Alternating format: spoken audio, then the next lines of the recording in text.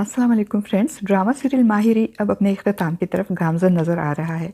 आने वाली एपिसोड में हम देखेंगे कि राहीला, जिसने हमेशा दूसरों के लिए बुरा सोचा, बुरा चाहा और बुरा किया, और इसकी ये बुराई अब इसके सामने आ गई है और वो मकाफ़ात अमल का शिकार होकर अपनी कूख उजाड़ बैठी है और वो अब कभी माँ भी नहीं बन सकती। और 100 सुनार की एक लोहार की कहावत तो आपने सुनी होगी फ्रेंड्स। अल्लाह पाक ने राहीला को बहुत डील दी कि शायद वो सुधर जाए, मगर उसकी शैतानी फितरत ने उसे सुधरने नहीं दिया। और अब जब उसे अल्लाह की एक ही लाठी पड़ी है तो वो अपना दिमागी तवाज़ुन ही खो बैठी है। अभी तो अकरम पुलिस वाले का इंतकाम बाकी है। इसकी साजिशों ने इसे कहीं का नहीं रखा और अब वो सारी उम्र के पछतावे ही इसको मिलेंगे। वो जब भी किसी बच्चे के रोने की आवाज़ सुनेगी तो उसे अपने बच्चे को याद करेगी और अपनी किस्मत को रोएगी। और जब इससे अनाया के रोने की आवाज़ आएगी तो वो बेचैन होकर हबीब से कहेगी कि हबीब, मेरा बच्चा रो रहा है, मुझे इसके रोने की आवाज़ आ रही है, क्या तुमको मेरे बच्चे की रोने की आवाज़ नहीं आ रही?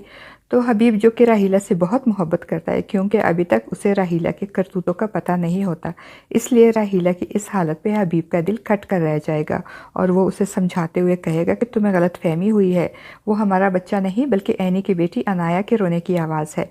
उसके पेट में दर्द है इसलिए वो रो रही है। अब तुम भी भूल जाओ और ये ख्याल दिल से निकाल दो कि हमारा कोई बेटा होगा। जिस पे राहीला रोते हुए कहेगी कि नहीं हबीब, मैं अपने बच्चे के रोने की आवाज़ पहचानती हूँ, ये हमारे ही बच्चे की रोने की आवाज़ है।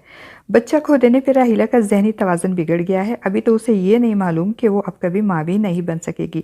जब उसे पता चलेगा तब तो यकीनन वो मुकम्मल पागल हो जाएगी। और फ्रेंड्स, इसे कहते हैं मकाफ़ात अमल।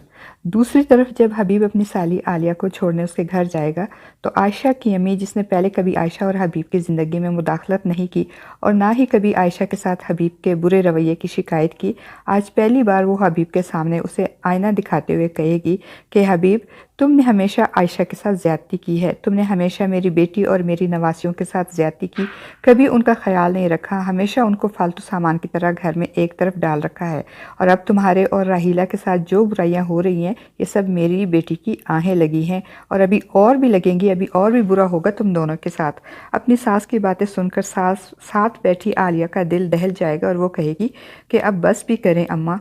दूसरी तरफ फ़ाखिर और ऐनी में फ़ाखिर के बाहर जाकर पढ़ने की ज़िद की वजह से इख्तिलाफ़ात बढ़ता जा रहा है। समीना और आयशा भी इनकी वजह से बहुत परेशान होती हैं और समीना, जिसको शक होता है कि शायद आमना की वजह से फ़ाखिर ने बाहर जाकर पढ़ने के लिए रट लगाई है, इसलिए वो आमना से मिलकर उसको फ़ाखिर की ज़िद और अपनी और ऐनी की मजबूरियाँ बताती है। और आमना चूँकि एक सुलझी हुई पॉजिटिव माइंडेड लड़की होती है, वो समीना से कहती है कि आंटी, आप परेशान ना हो, ना मैंने पहले कभी फ़ाखिर को इसकी ज़िम्मेदारियों और आप लोगों के बारे में बुरा कहा या उसे दूर रखने की कोशिश की है, और ना ही आगे कभी करूँगी, बल्कि मैं फ़ाखिर को समझाने की कोशिश करूँगी कि वो बाहर जाने की ज़िद छोड़ दे और यहीं रहकर अपनी पढ़ाई मुकम्मल करे। आमना की बात सुनकर समीना मुतमईन हो जाती है और कहती है, अगर ऐसा हो जाए तो मैं तुम्हारी एहसानमंद रहूँगी। फ्रेंड्स, आपको क्या लगता है, क्या फ़ाखिर आमना की बात मानकर बाहर जाने की ज़िद छोड़ देगा और यहीं रहकर अपनी पढ़ाई मुकम्मल करेगा? अपनी राय का इजहार कमेंट बॉक्स में ज़रूर कीजिएगा।